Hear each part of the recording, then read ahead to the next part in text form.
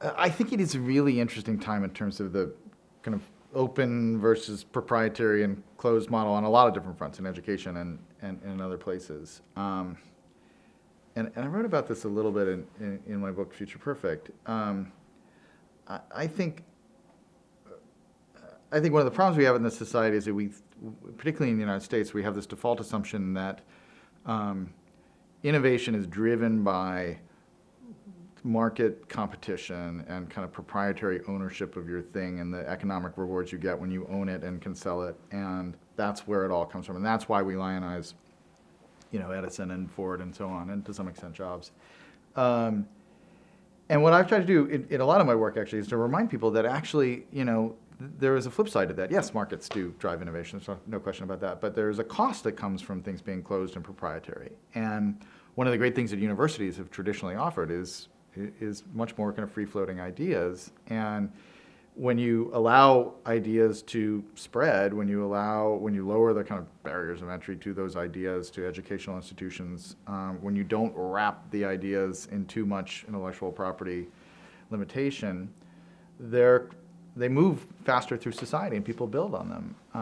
One of the reasons Bell Labs was such a transformative force in 20th century innovation is that while it was a private company, it struck this deal with the antitrust department because it was a monopoly where everything invented inside of Bell Labs had to be freely released to any other American corporation that wanted to use it. And that's as much a part of the story as the geniuses themselves. It was that, and effectively, they socialized the ideas that were created inside of this capitalist company. It was a great combination, actually. It may never happen again. And so I think we are at a point, and this is where I think the internet and the web are really important, not just because they're great tools for enabling openness and the technology helps us solve some problems that were harder to solve before, but I think they're great as kind of role models, as something we can point to and say, if we've been sitting here 30 years ago, 40 years ago, and said, hey, there's going to be this radical transformative communications technology that's going to change everything, and no one is going to own it, and it's going to be kind of collectively created, and it's going to exist in this kind of open source way.